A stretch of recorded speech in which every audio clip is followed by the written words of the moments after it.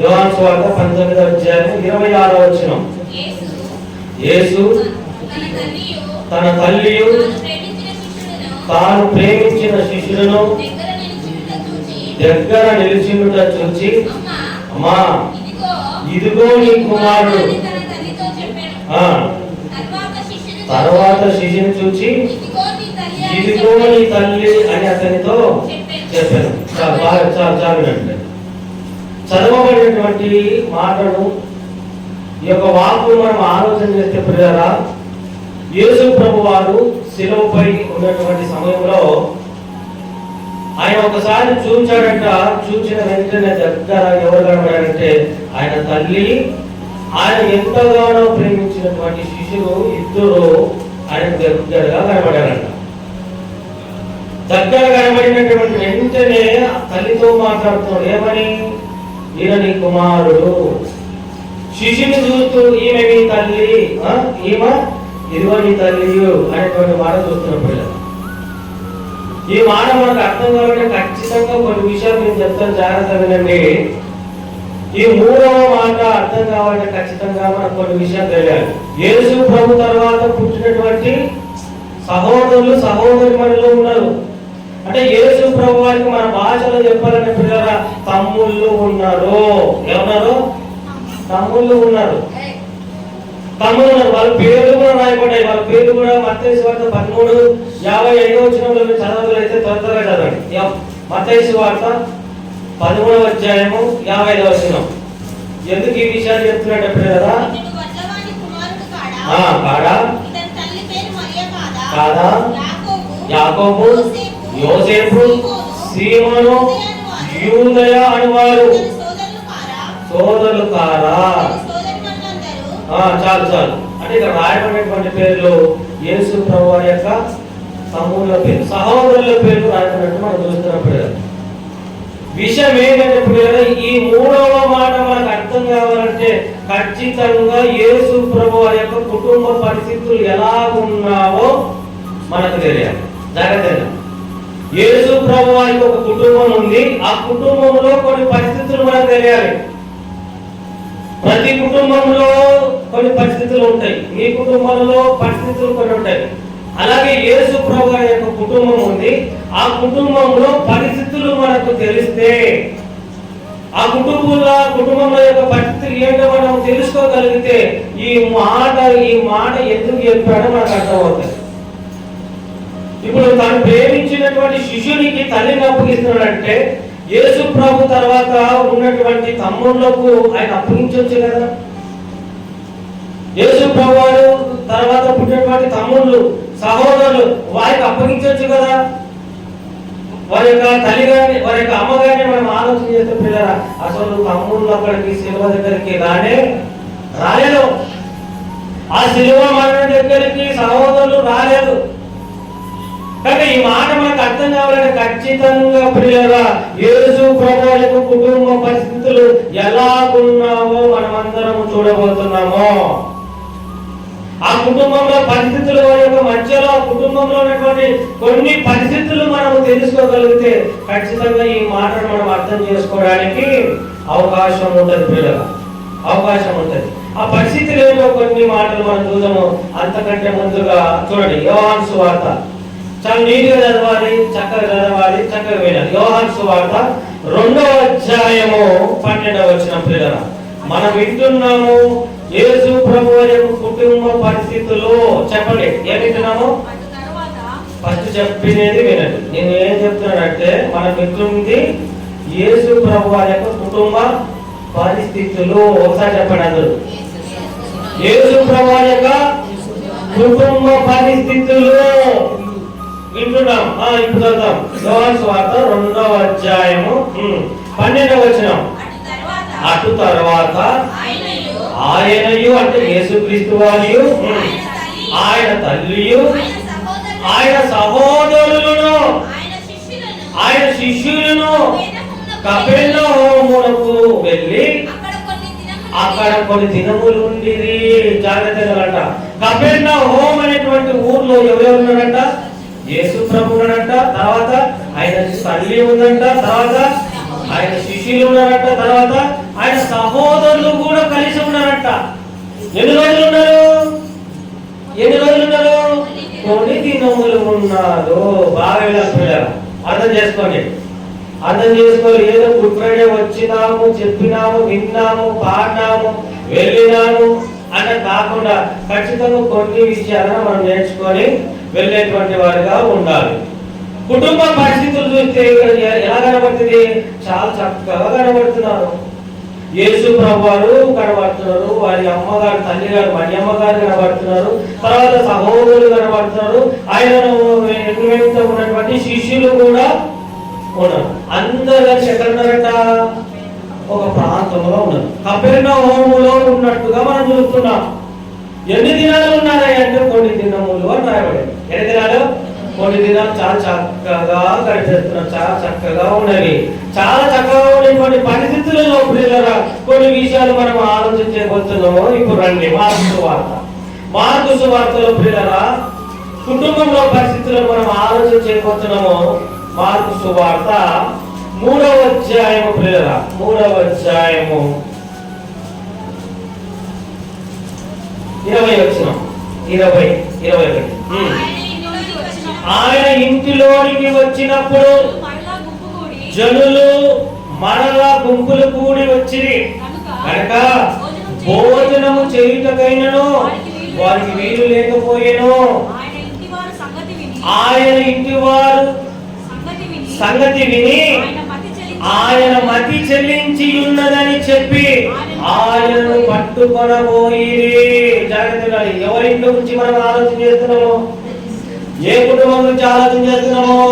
మన ప్రభువైన యేసుక్రీస్తు వారి కుటుంబం గురించి ఆలోచన చేస్తున్నాము. ఇక్కడ కుటుంబం కనబడుతుంది. కుటుంబంలో ఉన్నటువంటి వారు మాట్లాడేటువంటి సంభాషణ కూడా కనబడుతుంది.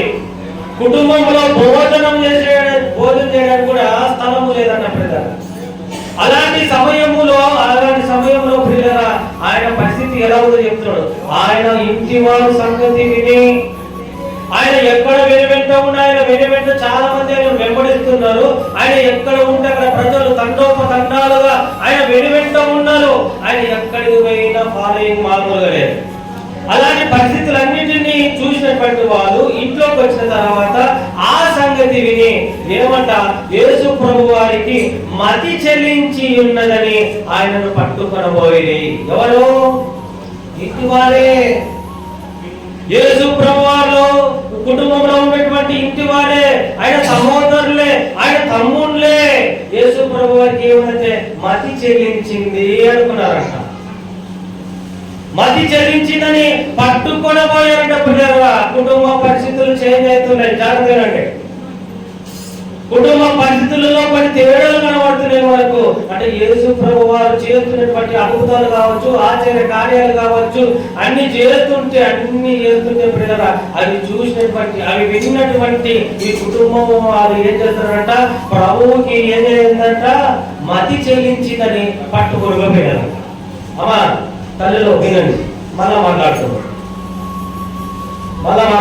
మీరు వినాలి, జాగ్రత్త. మీరు వింటుంది ఎవరి కుటుంబము? చెప్పండి, ఎవరి కుటుంబ పరిస్థితులు? మన ప్రభు అయిన యేసుక్రీస్తు వారి యొక్క కుటుంబ పరిస్థితులు మనం ఎట్లున్నాం? నేను అడుగుతూనే ఉంటా, జాగ్రత్తగా చెప్పాలి. కుటుంబంలో ఎలా ఉన్నాయి అంటే ఆయన చేస్తున్నటువంటి అద్భుతాలు, ఆశ్చర్య కార్యాలు, సూచక్రియలు అన్ని చూస్తుంటే ఆయన ఫాలోయింగ్, ఆయన వెంట జనాలు గుంపులుగా వందలు వేలలో వెంబడిస్తున్నారు. మనకు తెలియదు కానీ మొత్తం మీద ఇంట్లోకి వచ్చిన తర్వాత కూడా భోజనం చేసే పరిస్థితులు కూడా లేవు, స్థలము కూడా లేదు.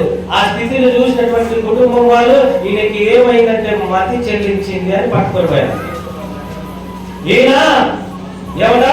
మతి చెల్లించని పట్టుకొని పోయారంట. పిల్లరా చూడండి 31వ వచనం తర్వాత ఆయన సహోదరులు ఆయన తల్లిలో వచ్చి ఇక్కడ సందర్భం ఏంటంటే పిల్లరా, సందర్భం ఏంటంటే యేసు ప్రభు వారు సమాజ మందిరంలో బోధ చేస్తున్నటువంటి సమయంలో ఆయన తల్లియు సహోదరులు కలిసి ప్రభు దగ్గరికి వెళ్ళాలని మొత్తం మీద మరియమ్మ గారు ఆ సహోదరులను వెంట పెట్టుకొని ప్రభుని చూడాలి, ప్రభుతో మాట్లాడాలని వెళ్తున్నటువంటి సందర్భం ఇది. చదవండి 31. ఆయన సహోదరులు తల్లియు వచ్చి వెలుపల నిలిచి ఆయనను పిలువనంపిరి. జనులు గుంపులుగా ఆయన చుట్టూ కూర్చుంది. వారు ఇదిగో నీ తల్లియు నీ సహోదరులు వెలుపల ఉండి నీ కోసం ఎదుగుచున్నారని ఆయనతో చెప్పగా ఆయన నా తల్లి నా సహోదరులు ఎవరని బాగా ఇక్కడ మీరు ఆలోచించాల్సిన విషయం ఏంటంటే పిల్లరా, మొత్తం మీద ప్రభువు సమాజ మందిరంలో బోధ చేస్తున్నటువంటి సమయంలో ఆయన 30వ ఏళ్ల నుంచి సువార్తను ప్రారంభించిన తర్వాత కుటుంబంలో లేడు. 30 ఏళ్ల వరకు కుటుంబంలో ఉన్నటువంటి బాధ్యతలు చక్కగా నెరవేరుస్తూ వచ్చాడు బాగుంది. కానీ సమస్యలు ఎక్కడి నుంచి ప్రారంభమవుతున్నామంటే ప్రభువు సువార్త ప్రారంభించిన తర్వాత సమస్యలు స్టార్ట్ అవుతుంది.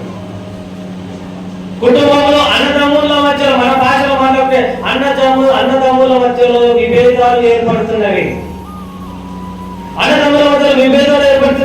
మొత్తం మీద తల్లి సహోదరులు ఆయన చూడడానికి మాట్లాడడానికి వస్తే ఈయన అన్నటువంటి మాట ఏం చెప్పండి, నా తల్లి ఎవరు నా సహోదరు ఎవరు అంటాడు. ఈ మాట విన్నటువంటి సహోదరులు తల్లి వారి యొక్క పరిస్థితి ఎలా ఉంటుంది చెప్పండి, ఎలా ఉంటుంది? బాగుంటుందా? ఆ మాట విన్నటువంటి సహోదరులు తమ్ముళ్ళు ఎవరు నా సహోదరులు అంటే ఎవరు సంతోషించింటారా అంటున్నా. ఎలాంటి పరిస్థితులు చూడాలి పెట్టారా. ఇంకో మాట చూద్దాం పిల్లరా, చూడండి మత్తయి సువార్త చూద్దాం. ఇంకో మాట యోహాను సువార్త లేకపోతే యోహాను సువార్త 7వ అధ్యాయం జాగ్రత్త వినాలి పిల్లరా. యోహాను సువార్త 7వ అధ్యాయం మొదటి వచనం. అటు తర్వాత యూదులు ఆయనను చంప వెదికినందున యేసు యూదయలో సంచరించనొల్లక గలిలయలో సంచరించుచుండెను. బాగా పిల్లరా, ఇక్కడ ఏం కనబడుతుందంటే యూదులు ఆయన చంపాలని వెతుకుతున్నారంట. ఎక్కడ? యూదయలోనే. బాగా యూదయలో యేసు ప్రభువాన్ని చంపాలని వెతుకుతున్నారంట. వెతుకుతుంటే ఏం చేస్తున్నారంట ఆయన? యూదయలో సంచరించనొల్లక గలిలయలో సంచరించుచుండెను. అక్కడ ఆయన చంపాలని యూదయలో ప్రయత్నం చేస్తున్నారు. కనుక యూదయలో ఉండకుండా గలిలయలోకి వచ్చి ఏం చేస్తున్నారంటే బోధ చేస్తున్నారు. ఇది గుర్తుపెట్టుకోండి, నేను మొదలుతాను. యూదయలో లేకుండా గలిలయలో వచ్చి బోధ చేస్తున్నాడు. చదవండి 2వ వచనం.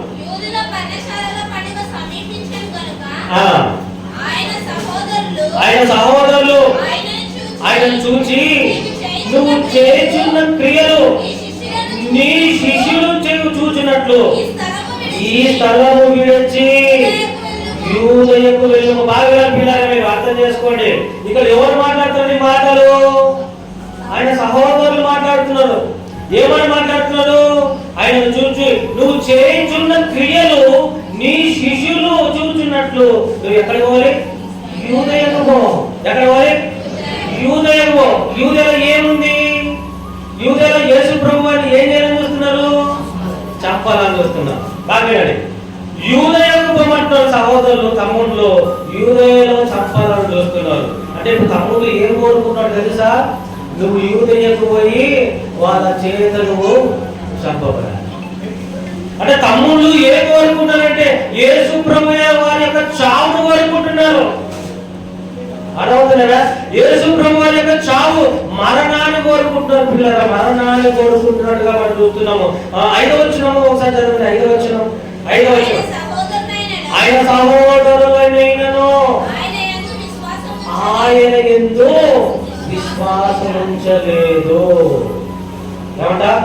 ఆయన సహోదరులు యేసు ప్రభు వారి యందు విశ్వాసం ఉంచలేదంట, నమ్మడం లేదు.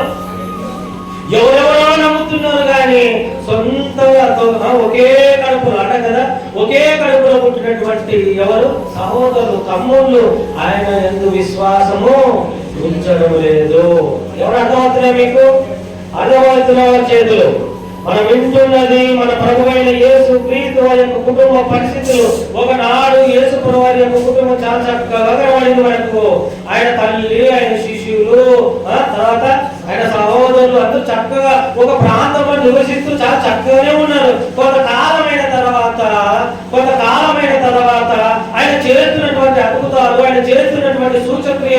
ఏవైతే ఉన్నావో వాటిని చూసినటువంటి ఈ సహోదరులు ఏం చేశారు తెలుసా? ఈయనకు మతి చెల్లించింది, ఇంకా చూడాడు, ఈయనకు దయ్యం పట్టింది, ఈయన నీ శిష్యులు చూసినట్లు నువ్వు యూరియకు వెళ్ళు, అక్కడ నేను చంపేస్తారు అను. అంత మాత్రమే కాకుండా ఆయన ఎందుకు విశ్వాసము కూడా ఉంచడం లేదు. మాట అవుతున్నారా? యేసు ప్రభు వారి కుటుంబంలో తమ్ముళ్లకు ఆయనకు పెద్ద భాషలు చెప్పుకుంటే ఇప్పుడు కుటుంబంలో పెద్ద కొడుకు ఎవరు? పెద్ద కొడుకు ఎవరు? యేసు ప్రభు. కుటుంబంలో పెద్ద కొడుకు యేసు ప్రభు వారు. పిల్లరా, పెద్ద కొడుకు బాటల్లో ఎవరు లేరు? తమ్ముళ్ళు లేరు, అదే బాటలు లేరు. ఇవల్ల వింటున్నారు, ఇవల్ల చూస్తున్నారు. ఆయన ఎన్ని అద్భుతాలు చేస్తుంటే అంత వ్యతిరేకత పెరుగుతుంది అని, ఎన్ని సూచక్రియలు చేస్తుంటే అంత వ్యతిరేకత పెరుగుతుంది. కుటుంబం వాళ్ళే సపోర్టు లేరు, తమ్ముళ్ళు యేసు ప్రభు వారిని నమ్మడం లేదు, విశ్వాసం ఉంచడం లేదు. ఇలాంటి పరిస్థితులు ఉన్నాయి. అందుకే యేసు ప్రభు వారి శిలువ మరణము దగ్గర కూడా ఎవరు లేరు చెప్పండి? సహోదరులు లేరు, తమ్ముళ్ళు లేరు. వీటిని గ్రహించినటువంటి ఆయన మన ప్రభువైన యేసుక్రీస్తు వారు వీటన్నిటిని చూస్తున్నాడు, వీటన్నిటిని గ్రహిస్తున్నాడు. ఆ శిలువ మరణ దగ్గరికి వచ్చినటువంటి ఆమె పరిస్థితి ఏంటో మన ప్రభువైన యేసుక్రీస్తు వారికి తెలుసు. ఆయన చనిపోయిన తర్వాత మరియమ్మ గారి యొక్క పరిస్థితి ఎలా ఉండబోతుందో ప్రభువైన యేసుక్రీస్తు వారికి తెలుసు. ప్రియులారా, ఆ శిలువ మరణ దగ్గరికి రావడానికి కూడా అంత ఆశామాషిగా వచ్చిందా? ఆ తమ్ముళ్ళు, యేసు ప్రభు వారి యొక్క తమ్ముళ్ళు, సహోదరులుగా ఉన్నటువంటి వాళ్ళు వెళ్ళమ్మని పంపించింటారా? ఎన్ని కండిషన్లు పెట్టిండొచ్చు, నువ్వు వెళ్ళకూడదని భయపడినొచ్చు. ఒకసారి మీరు ఆలోచన చేయారా? ఎవరు రాలేదు, తల్లి మాత్రం వచ్చింది. ఎలాంటి పరిస్థితుల్లో తల్లి వచ్చింది ఒకసారి మనం ఆలోచన చేస్తే పిల్లరా, ఏ సహోదరులు ఆమెకు సపోర్ట్ చేయలేదు. తమ్ముళ్ళను కాదని, కుమారులను కాదని పెద్ద కొడుకు చనిపోబోతున్నాడు, మరణించబోతున్నాడు, శిలువ మరణము చనిపోతున్నటువంటి ఉద్దేశంతో ఆమె మొత్తం మీద వాళ్ళతో గొడవపడి వచ్చిందేమో మనకు తెలియదు, మనకైతే తెలియదు. కానీ మనకు అర్థం కావడానికి ఆలోచన చేస్తే పిల్లరా పరిస్థితులు ఎలా ఉన్నా చూడండి.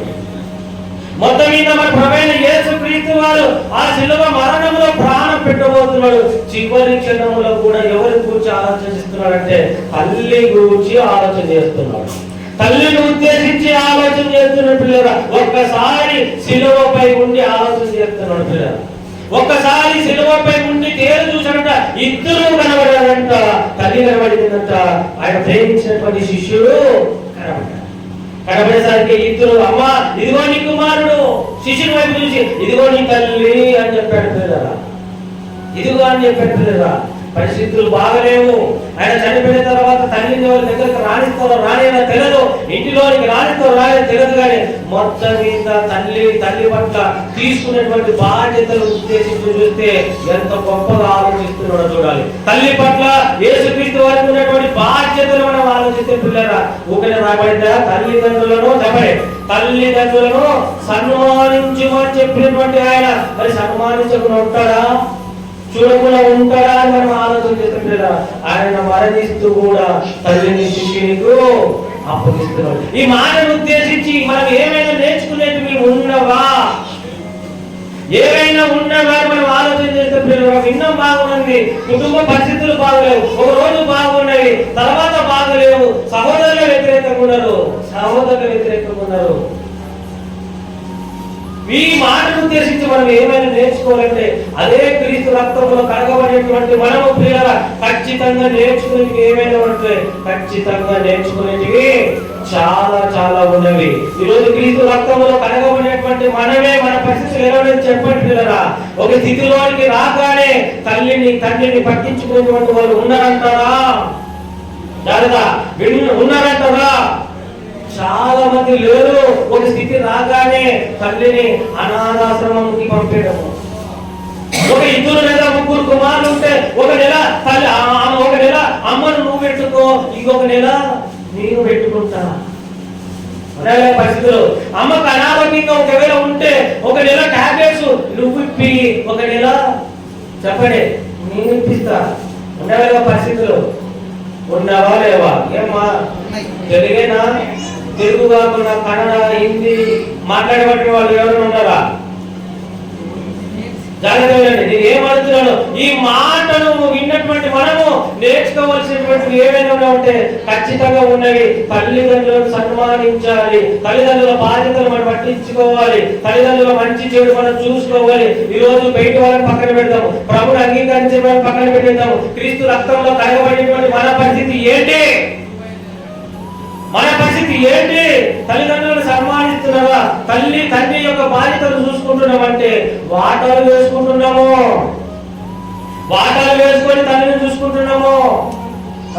ఒకవేళ హాస్పిటల్ నేను తీసుకుపోతే నెక్స్ట్ మంత్ నువ్వు తీసుకోవాలా అంట, పోయిన నేను తీసుకుపోయాను నువ్వు తీసుకోవాలా అని ఫైటింగ్లు.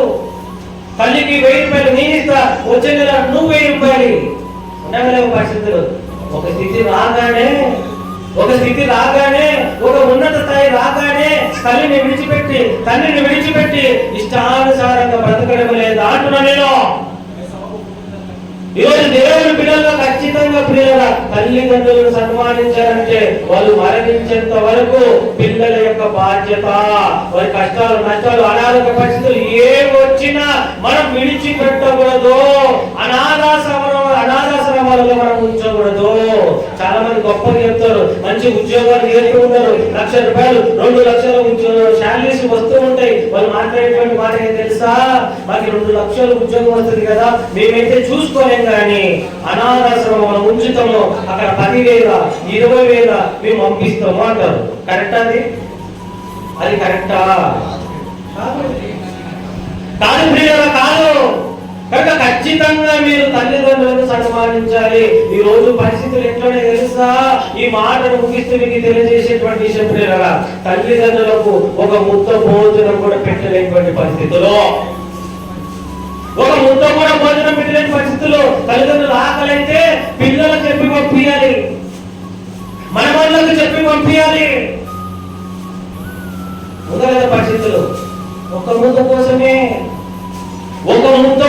పిల్లరా, ఒక్క ముద్ద కోసమే ఎన్ని పాటలు పడ్డాయి చూడండి. ఇదల్లా దీనికి కారణం ఏంటంటే పిల్లరా, దేవుడు చెప్పినటువంటి మాటలు మన పిల్లలు మనం పెంచలేదు కాబట్టి ఇలాంటి పరిస్థితులు ఏర్పడుతుంది. కనుక ఖచ్చితంగా ఈ మాటను ఉద్దేశించి మనం నేర్చుకోవాల్సింది ఏదైనా ఉందంటే తల్లిదండ్రులను ఖచ్చితంగా మనము సన్మానించాలంటే బాగా చూసుకోవాలి, భోజనం పెట్టాలి, టాబ్లెట్స్ ఇప్పియాలి, మంచి గృహాన్ని కూడా చూపించాలి. మేము మంచి రూమ్ అనుకుంటాము, నీకు షెడ్ వేసి పెడతాము అనకూడదు. నీకు షెడ్ వేసి పెడతాం అనకూడదు. షెడ్ వేసి పెడతాం చాలా మంది. మీరు అనొచ్చు, మీకు ఏం తెలుసు గారు, ఆయన చేసేది 1 చేస్తుంది 2 చేస్తుంది, మరి ఎవరు చేస్తారంటే నీకు ఎవరు చేశారు? మరి నువ్వు బాల్యంలో ఉన్నప్పుడు నీకు చేసింది ఎవరు? మరి ఇలాంటి పరిస్థితులు అన్ని నేర్చుకో, విని వెళ్ళిపోతే ప్రయోజనం లేదు. కానీ విన్నటువంటి మాటలు మన బ్రతుకులలో ఖచ్చితంగా మనం ఏం చేయాలి? పాటించాలి. పాటిస్తున్నారని అడుగుతున్నాను, ముగిస్తున్నాడు.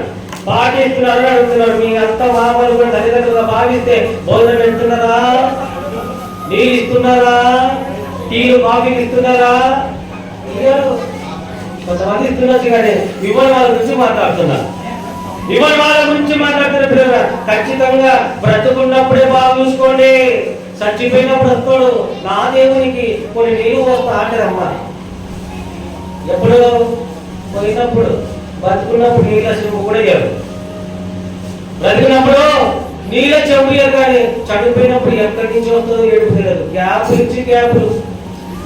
ఇచ్చి ఏడుపులు వదుతాలలో బ్రతుకున్నప్పుడే మీ కుటుంబం కొరకు, మీ పిల్లల కొరకు ప్రభు దగ్గర మీరు ఏడవండి.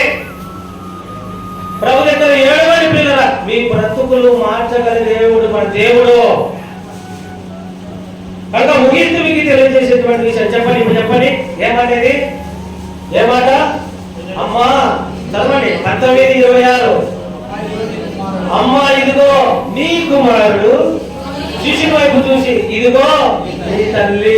తర్వాత యేసు ప్రభువు తిరిగి లేచిన తర్వాత భూమి మీద 40 రోజులు ఉండి పరలోకానికి వెళ్ళిపోయిన తర్వాత ఏ కుటుంబంలో ఉన్నటువంటి సహోదరులు అయితే ఆయన దయ్యం పట్టిందన్నారో, మతి చెల్లించిందన్నారో వాళ్ళే ఎంత గొప్పగా ఉన్నాడు తెలుసా?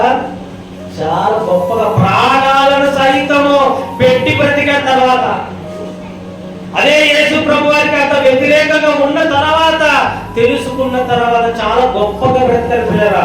అదే బాటలో మనం కూడా బ్రతకాలి, బ్రతుకు తీరాలి. అటు తర్వాత దేవుడు మనకందరికి అనుగ్రహించును గాక. చిన్న ప్రార్థన. మమ్మల్ని మిక్కిలిగా ప్రేమించినటువంటి మా ప్రియ పరలోకమందున్న మా తండ్రి, దేవా, శిలువలో పలికినటువంటి మాటలు, అమ్మా ఇదిగో నీకు ఇదిగో నీకు అనేటువంటి మాట వింటున్నా వెళ్ళిపోతున్నాం. ఈ మాటలోని పరమార్థాన్ని గ్రహించే స్థితిలో ఉన్నాం. విన్నటువంటి మేము మా తల్లిదండ్రులను, పెద్దలను ప్రేమించేటువంటి వారిగా, వారి యొక్క మంచి చెడులను చూసుకునేటువంటి వారిగా మేమందరం ఉన్నటువంటి సహాయము చేయాలని కోరుకుంటూ, ముందున్నటువంటి కార్యక్రమాన్ని అందరినీ చేతులకు సమర్పించుకుంటూ ఈ యొక్క ప్రార్థన యేసుక్రీస్తు వారి పేరిట మీకు సమర్పిస్తున్నాను మా తండ్రి. ఆమేన్.